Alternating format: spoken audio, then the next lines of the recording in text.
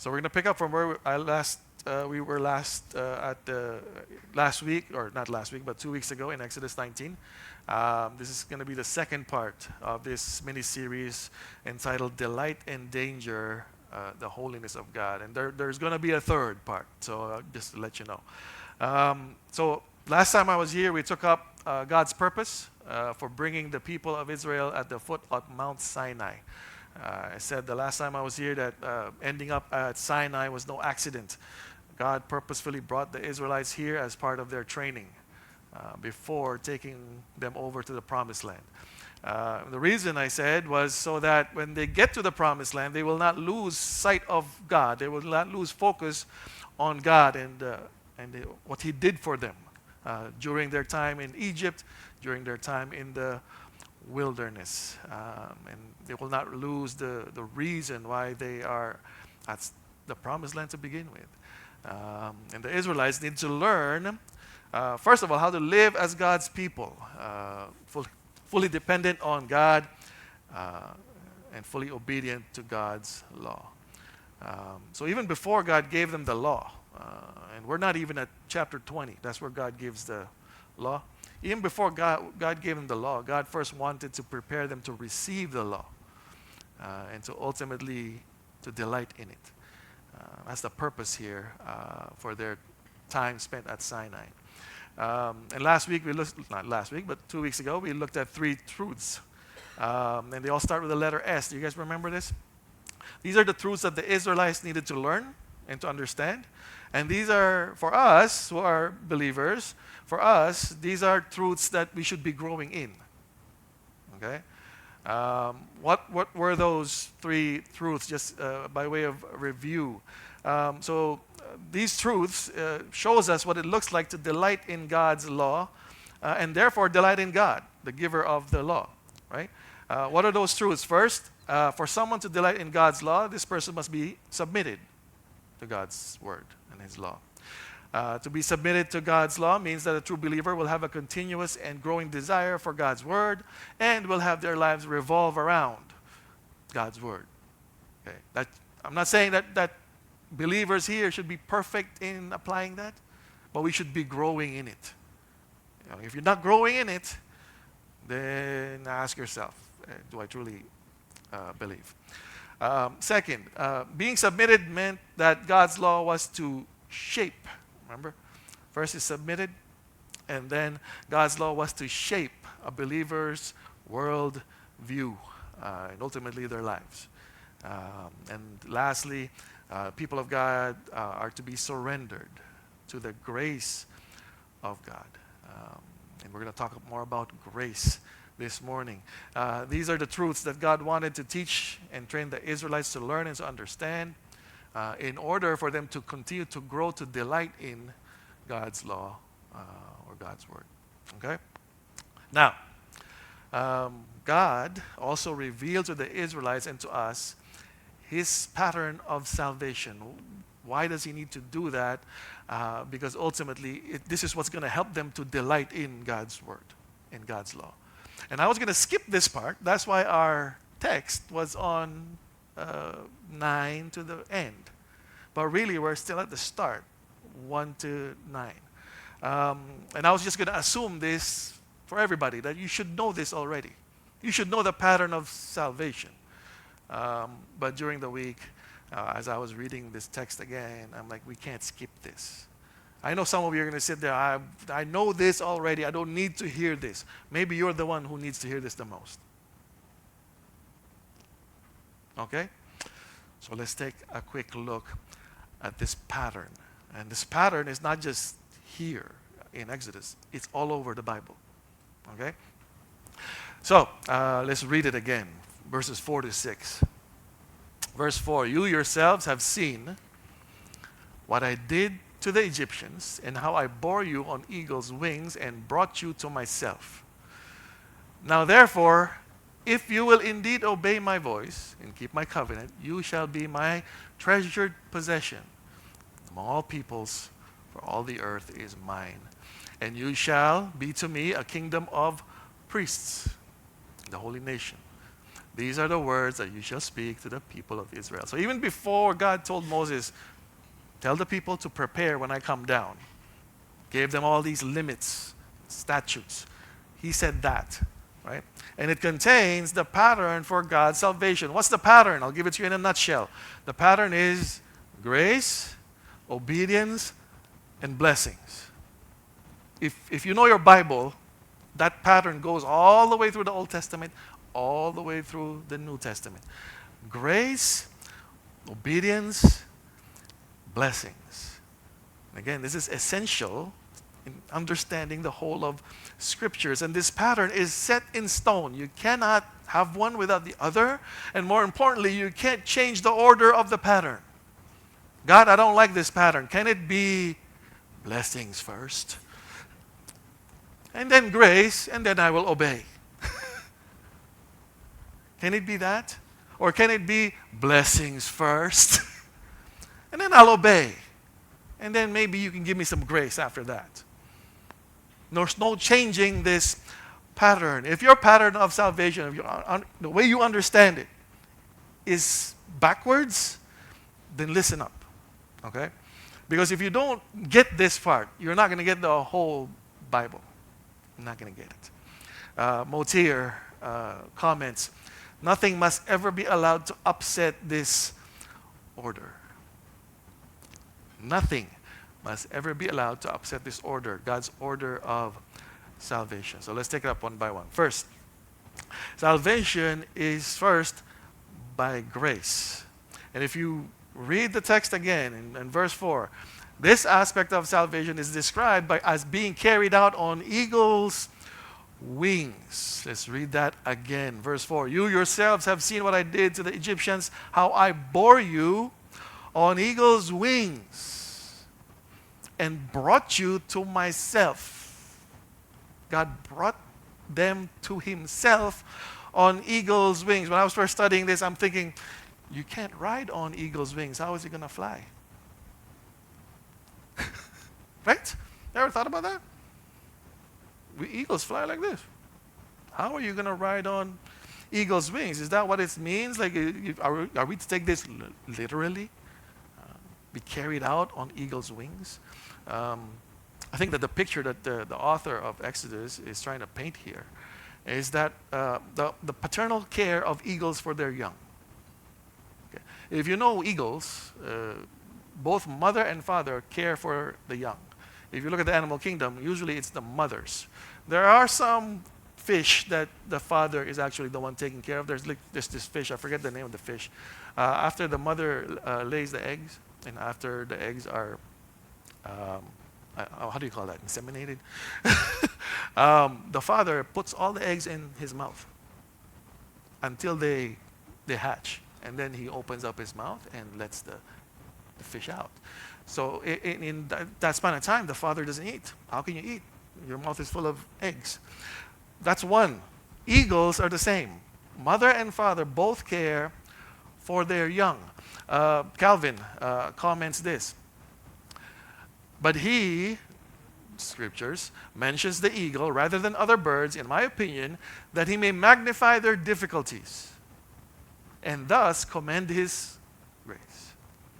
For eagles lift up their young ones upon high places and accustom them to look at the sun. Thus the people, as if carried above the clouds on the wings of God, and surmounted every obstacle, however great. If you watch a lot of movies, my favorite Christian movies, The Matrix. It's the most Christian movie out there in Hollywood. Even more Christian than The Passion of the Christ. In The Matrix, there was a scene there where they're in the dark and they were trying to get to the machine world. And they got up out of the clouds for a minute and they saw the sun. And they thought that this is it.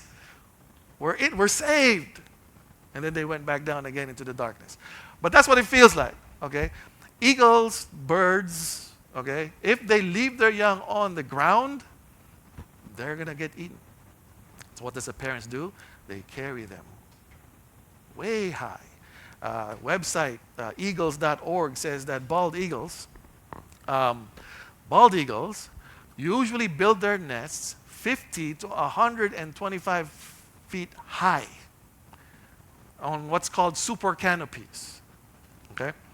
Or the tree that rises above the rest of the trees. They pick the highest tree, and it's got to have sturdy limbs. Now, why do they do that? A couple of reasons. First, it's to give them a commanding view of the terrain. Eagles hunt, so they need to see what the terrain looks like, and they need to be close to water. And second is for the protection of their young. So this is the picture that God is painting in order for us to understand what it means to be saved by grace. The Israelites were saved, carried out of Egypt on eagle's wings. That means that their salvation was not anything that they had in them. It was just all due to God's power and grace. They didn't even want to come. Remember? When Moses first came and said, I'm here to save you. No, we don't want to. Right? They're so scared of Pharaoh, they didn't want to leave. So even if they didn't even want to come, God's grace came for them. Right? And that's why when we picture our salvation, that's why most of us here subscribe to this understanding of grace, that it's through God's election, right? To God's choosing that you have been saved. It is nothing that you did, not even your profession of faith, because even that comes from God, Ephesians 2, right? And it's this picture of the eagle coming in, saving us. Like, remember Lord of the Rings, when Gandalf lost to Saruman. You guys remember that scene? You remember that scene? Gandalf lost to Saruman, those of you? Where did Saruman put him? On top of this little tower? By himself, he can't get out. How did he get out? He called for help, right? And what came? This big eagle came. Save him. Otherwise, he couldn't be saved. And what does the Bible say about that? Those who call upon the name of the Lord will be... Doesn't that look like Gandalf? Right? Us, that's how we were saved. It's not because we were good, not because we were good looking, not because of our nationality, it's not because of anything like that. It's not because you did something good, you helped an old lady cross the street. Nothing like that. Not because you come to church. It's not that. It's just by God's sheer, pure grace. But then after grace, what happens? After grace comes, what's the pattern? Grace, obedience. Check out Exodus 19, verse 5, the first part. Now therefore, if you will indeed obey my voice and keep my covenant, you shall be my treasured possession among all peoples. After being saved by grace, the result of knowing and seeing this kind of saving power is obedience. That's the result, and that's a necessary result, and I'll get to why in a little while. And I think that God, being all-knowing and wise, has a perfectly good reason for including obedience in the pattern of his salvation.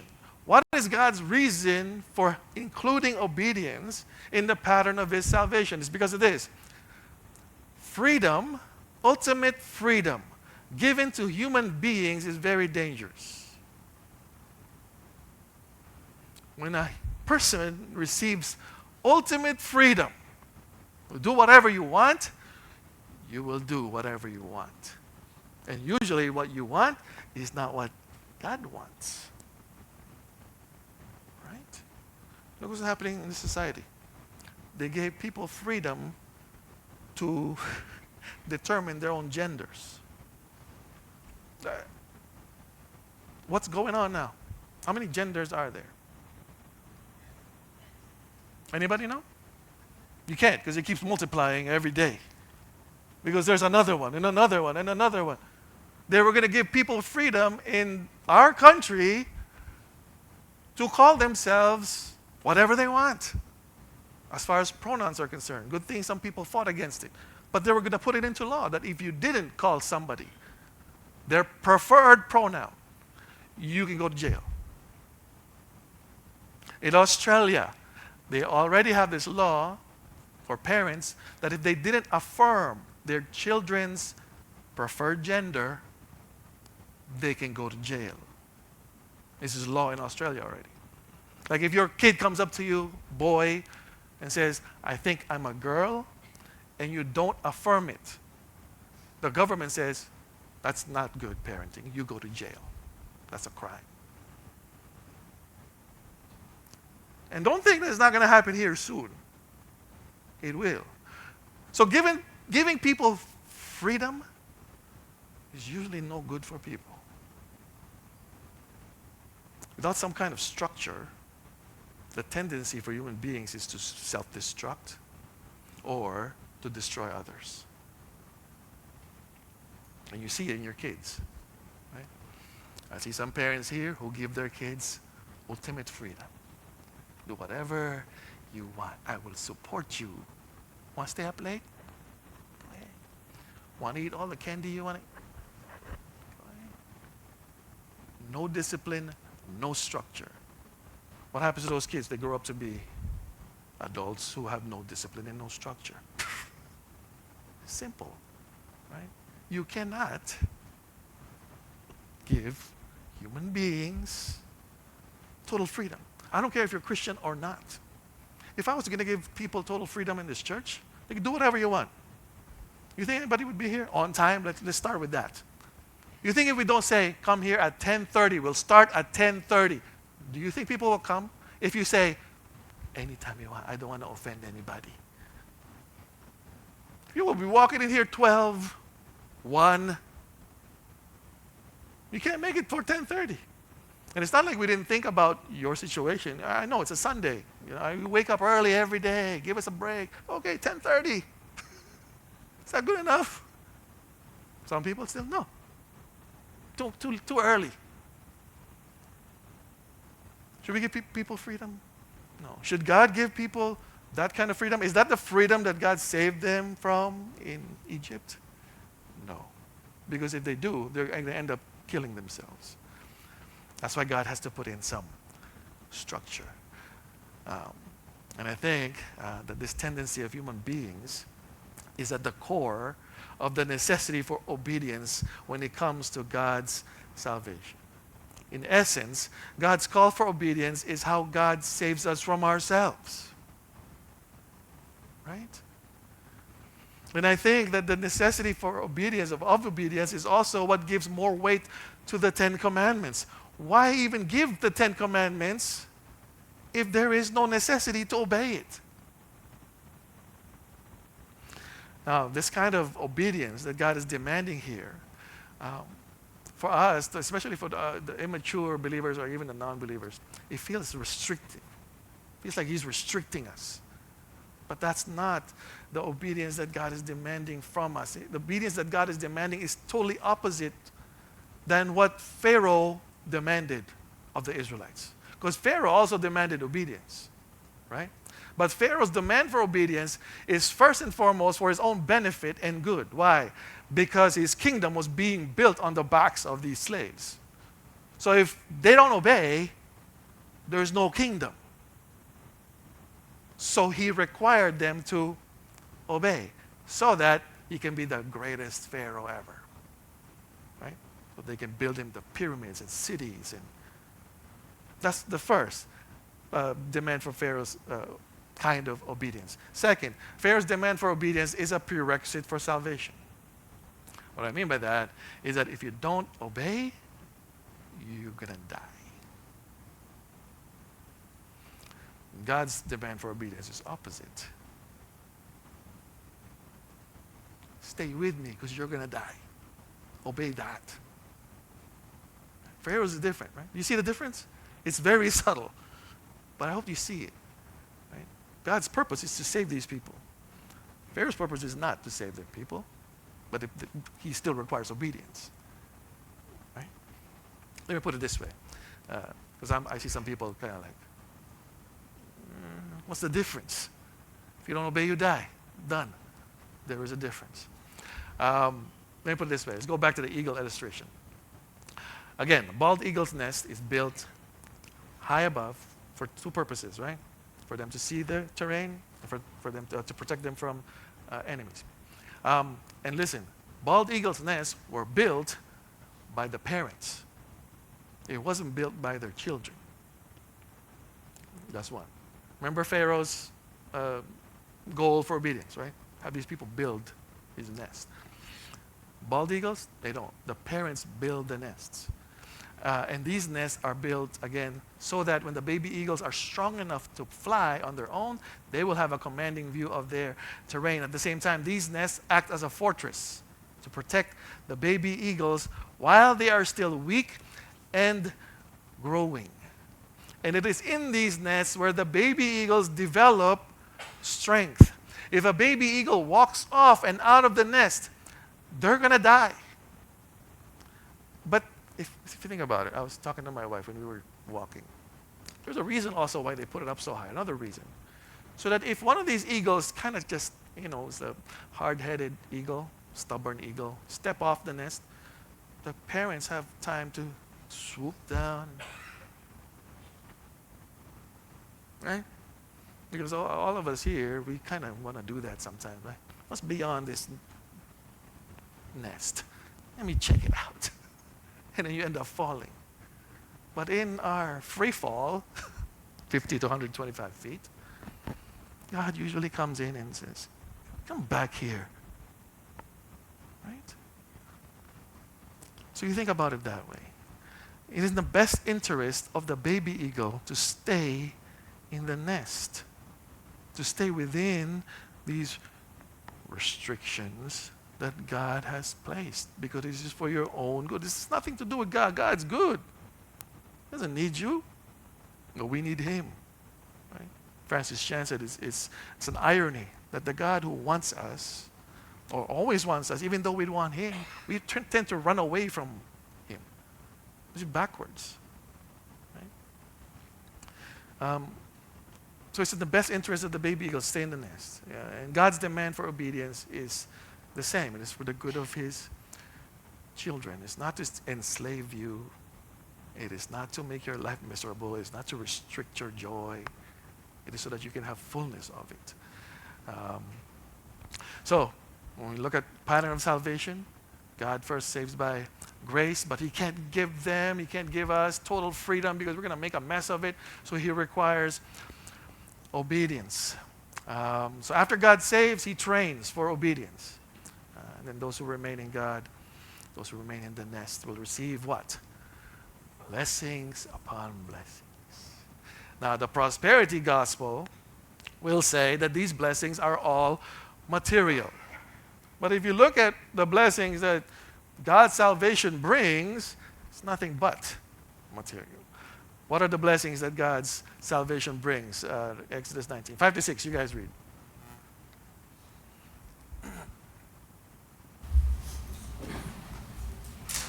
There you go. Can you guys read that? Therefore, if you continue to obey my voice and keep my covenant, you shall be my treasured possession among all peoples, for all the earth is mine. And you shall be to me a kingdom of priests and a holy nation. These are the words that you shall speak to the people of Israel. God says that if the Israelites obey, keep His covenant, the first blessing is that what? They will be His treasured possession among all the peoples. Now we can argue this applies to the Israelites only, but I think it applies to all God's people, even the ones in faith. There's no difference between Jew and Gentile, only everybody's in Christ, right?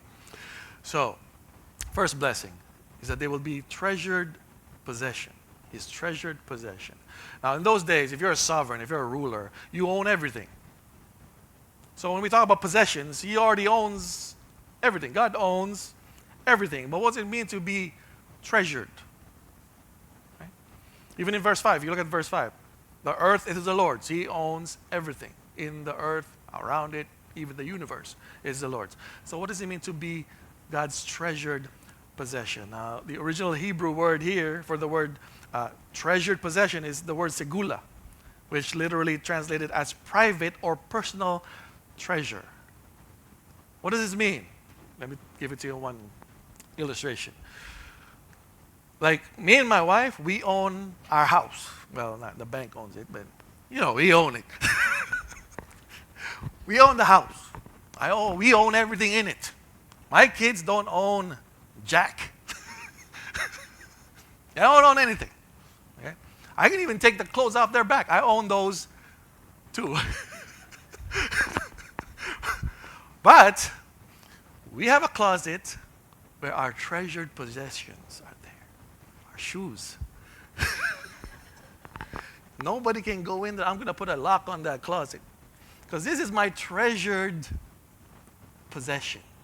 My kids are not allowed to wear it. They're not allowed to look at it. Because it's it's my treasured possession. God's the same way. He owns everybody, but he has a treasured possession. Now, what does that mean? Why is that a blessing? I'll use another illustration. Everybody seen Toy Story? It's my favorite movie from when Disney used to make good movies. That was one of my favorite. Nowadays, I wouldn't recommend Disney to anybody. Don't watch Disney movies.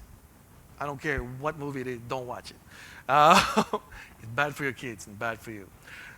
Toy Story, though, okay, what's good? Okay, now in Toy Story, there was this guy named Andy. He had a bunch of toys.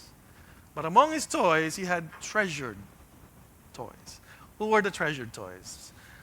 Woody, Buzz Lightyear, the dinosaur. Yeah. But among all of his treasured toys, he even has two special toys, Woody and Buzz.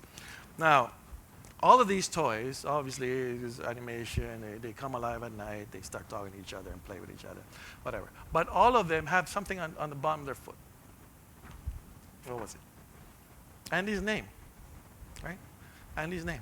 And these toys, they'll do anything that they can do in order so that Andy doesn't get sad, so that Andy is always happy. Right?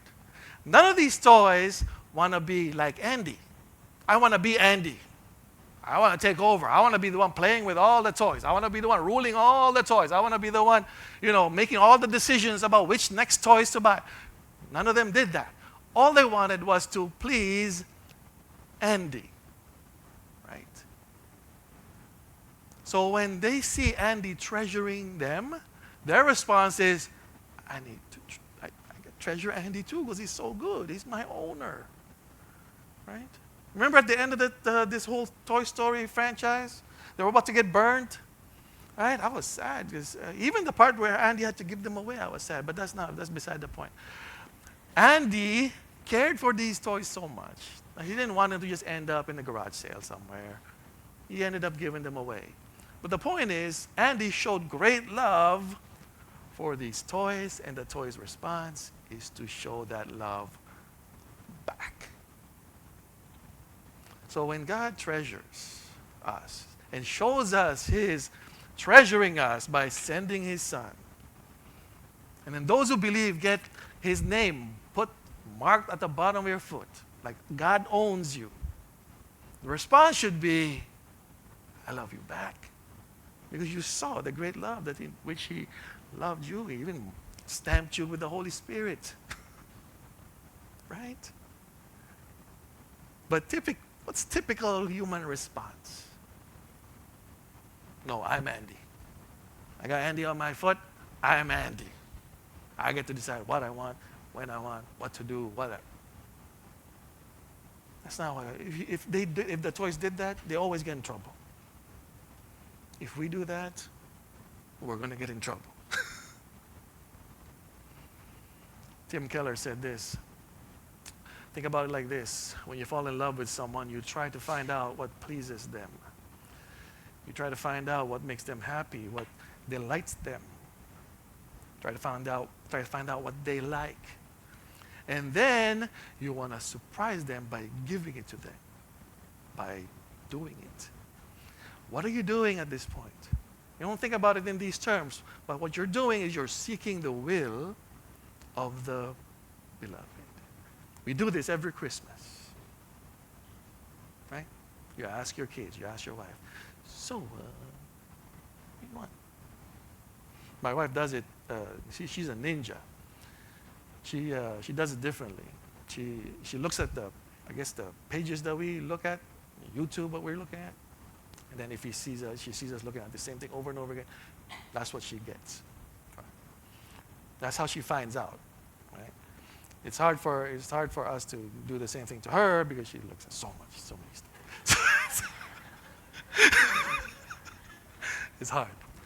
But that's what you're really doing. If you love somebody, that's what you do. You're trying to find out what they want. And then you want to see them happy, so you do it. They want to watch K-movies, K-dramas. Okay, I'll sit through it.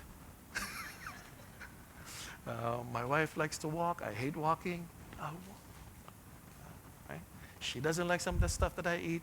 She eats it anyway. Right? But that's what you do. You're trying to find the will of the person that you love. If you're the type that you say, I love this person, and you know what they want, but you don't give it to them, then what? Do you really love? That's how Tim Keller sees this treasured possession.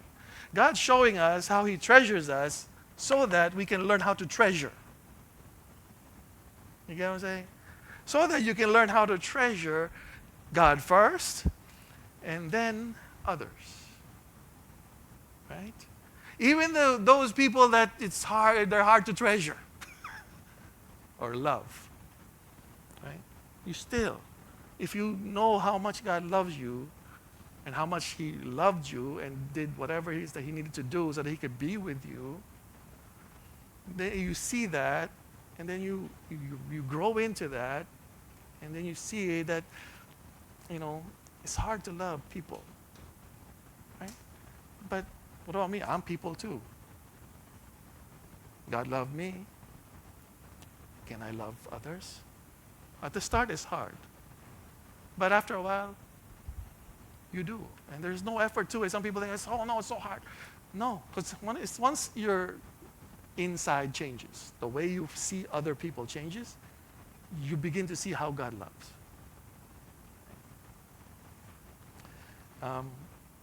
Again, essentially, being God's treasured possession is God's way of showing us an example of what love is and what it means to be loved. And as we learn and get to know God more, we mirror that kind of love. First for God, and then to others. We're all still learning this. Yeah. I am, anyway. So, if you think about being treasured in that sense, then this next blessing will make sense. The first blessing, God's treasured possession. If you understand that, this next blessing will make sense. The second blessing is what? To be a kingdom of priests. What does that mean, to be a kingdom of priests? Many interpret the priesthood of Israel as referring to them as a mediating nation, bringing the knowledge of God to the world. This is certainly not the main understanding of priesthood within the Bible. J.B. Payne says that the role of the priest as a minister for sacred things, especially sacrifice, is a much more accurate picture. The priest had religious and ritual duties and state functions. Priests were obligated to holiness. They were teachers and medical doctors and were called upon to intercede and to inquire of the Lord. All these functions were in the context of the relationship between Israel and the Lord.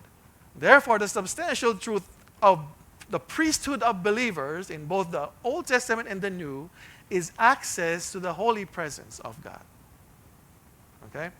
Now, Keller notes that priests are mediators. In a sense, their job is to bring people who are outside of God's presence into a relationship or a connection with a God that they have access to inside. That's why I said earlier at Sunday school, control your anger because your bigger goal is to bring people to the presence of God. If you don't have control with your emotions, you don't have control of your anger, the only thing that you're going to do is you're going to push people away. Especially if you're saying, I'm a Christian. That's why it's easier if you're like that. Don't broadcast. I feel like Jesus saying to his apostles, don't say what I did. Don't tell them about me. Because they weren't ready yet. And there's a lot of people saying, I'm Christian, I'm Christian, I'm Christian. And meanwhile, they can't control their anger. There was some. I watched this channel on YouTube. I think it's where there's a debate between men and women. Do you watch that? They debate these feminists, these males debate the feminists, and one feminist is saying, "I'm a Christian," and then the person she was debating with said, "Okay, so do you believe the Bible?" "No, but I'm a Christian." Imagine just using Christian, just that word, just willy-nilly, just, yeah, I'm a Christian, but you don't really take it seriously. You're making it hard for all the other Christians. That's what it is. Right? And as Christians, our job is to be that mediator, priests. Right? We're supposed to bring people access to where we have access to, which is God through the Lord Jesus Christ. So if you don't do that, if you're pushing people away, that's worse.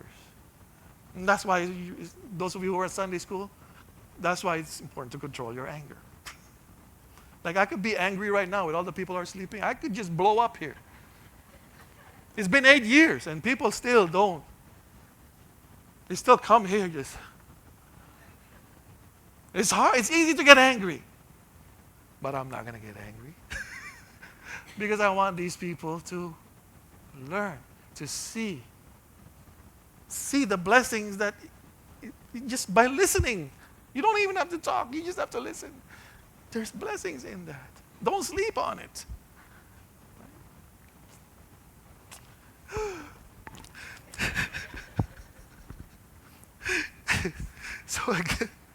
So in essence, okay, through God's saving grace through faith, those who are part of God's people will continue to grow in obedience. And as they do, one of the blessings will be that they will become priests. Those who have this privilege to access God's holy presence through the high priest, the Lord Jesus Christ, and to lead others to Him. So the blessings that come after grace and obedience. First, to be God's treasured possession. Second, to become kingdom of priests. And lastly, to become a holy nation. What does that mean? This means that those of us who will be saved by grace and joyfully living in obedience to God will become a distinct or peculiar people. Holy, separate, set apart nation. Okay? God's purpose in Sinai was to train the Israelites to delight in His law, to be submitted to His word, whose lives are shaped and surrendered to His grace, even before giving the law. And how does He train them? He shows them, I'm a God of grace, and I freed you from slavery. But because I did, obey. And as you learn to obey, as your lives are being shaped by my word, God says, you will become my representatives. You will become my priests. And sooner or later, the more you share this with other people, you will become this society of people who love God's law. One thing about heaven I was listening to, and by the way, that's what we're going to take up on Wednesday. What's it like to be in heaven? Okay, we're going to take that up on Wednesday. One thing that heaven lacks are police officers. No need for police officers. Why? Because everybody will be at the same page when it comes to obedience and when it comes to God. Dennis Prager, if you know Dennis Prager, Jewish, I don't know what, he's not a theologian, but he's Jewish. He said this to the people who want to defund the police. Remember that movement? Defund the police. Because they're brutal, blah, blah, blah. Dennis Prager says, there's only one way to defund the police. Have everybody follow the 10 Commandments. And you don't need the cops anymore. Then you can defund the police all you want. You can get rid of all the police all you want if everybody will just follow the 10 Commandments. Think about that. Right? Think about that. That's our job. To show them the God of the 10 Commandments. He's not a restrictive God, no. He's actually a freeing God. Right? And we do that by becoming priests. And as we become priests, we share that love to others, and we become a holy nation. We become a society of those people, and you don't need. Imagine having heaven on earth. It's not going to happen, obviously. It's already written what's going to happen. But one day we'll get to that point. So those are the blessings. God shows them the pattern of obedience. He shows them grace, obedience, pattern of salvation is grace, obedience, and blessings. And in the blessings, God separates the nation of Israel and those who are his children. How? Through their obedience.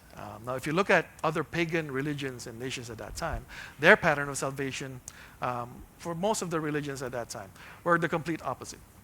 Again, Tim Keller points out that most ancient cities of that time were built around a temple for their gods. Like if you know the settings of the cities, at the middle of the city is always this temple for their gods. And these temples were built like pyramids, most of them. Why? Why like a pyramid? Because in order to find favor with the pagan gods, you'd have to climb up to the top of these temples. And at the top, you offer your sacrifices so that you can appease whatever God it is that you're trying to worship, offer up these sacrifices. Now, the God of the Israelites is different.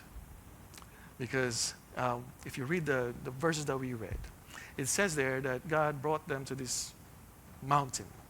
Why Mount Sinai? Because it looks like a pyramid. A mountain. Right? That's where God will meet with his people. At this point in time, because later on they're going to build the tabernacle, the one that they can move around.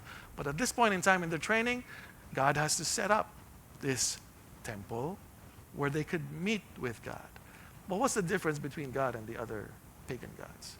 Instead of going up the mountain, God came down. God came. And not just God came down. God came down in flashes of lightning, fire, but smoke. You ever think about that? Why smoke? You ever think about that? Why smoke? Why thunder and lightning? Why fire? Why does God say, I want to be with you, and then at the end, when the text that we read, tell him, don't come near me. Right?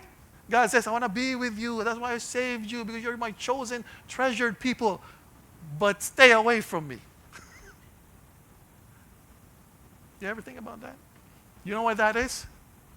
You want to know? Yeah, come next week. Because it seems weird, right? I love you. You're my chosen people. I want you to obey. But don't come near me. Otherwise, you might die. It's weird, right? Come next week, we'll figure that out. But right now, all I want you to take home is this. God's pattern of salvation is what? There's a reason for those. It's for your own good. Trust that God is good, and trust that that pattern will save you all the way to the end. Amen? Let's pray. The Lord bless you and keep you. The Lord lift his countenance upon you and give you peace. and give you peace. And give you peace. The Lord make his face to shine upon you and be gracious unto you and be gracious. The Lord be gracious, gracious.